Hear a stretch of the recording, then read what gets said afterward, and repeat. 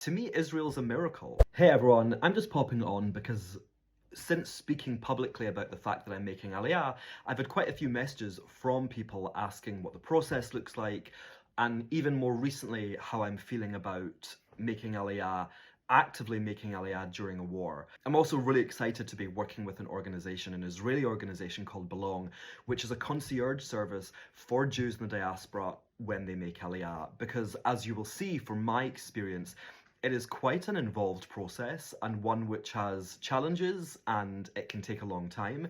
So I decided to make Aliyah last year, and in maybe around last summer, and I started immediately gathering my forms. So I spoke to the Jewish agency, I started understanding what forms I had to gather, and I set about gathering them. And you know, we're now in spring, March 2026, so it has taken many months because it's a very bureaucratic process. I would really encourage anyone who's planning to make Aliyah to give themselves a long lead in, because it's an immigration process. I think for some of us in the diaspora, that's a surprise. So the issue I had was that I lived in Hong Kong, as some of you may know, for 6 years, and therefore I was required by Israel to provide a police check from Hong Kong, which makes sense. The problem arose because I was dealing with Israeli bureaucracy versus Hong Kong bureaucracy versus Scottish bureaucracy, where I'm currently living. And there was really a huge issue regarding the police check and fingerprints from Scotland and whether Hong Kong would accept them or not. And that put my Aliyah on pause for months. Really months. It was quite an extraordinary thing. You know, I was a Jew wanting to make Aliyah, and it felt like I was not going to be able to.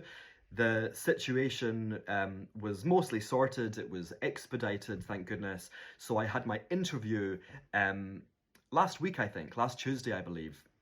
So the process is you have to provide all your forms, a police check, you have to have your birth certificate, proof of Judaism, you have to get them legalized, you then upload them to your portal online, and then you have an interview. And the interview is really mostly a repetition of the information you've given previously, with some added information about your plans in Israel. And then it gets sent to an eligibility department and they check whether you're eligible. So it's an involved process, which has been a challenge, I will have to say. But I'm really excited. I'm hoping to make Aliyah in June, and I'm excited to be in my land with my people. And that kind of gets me to the next point.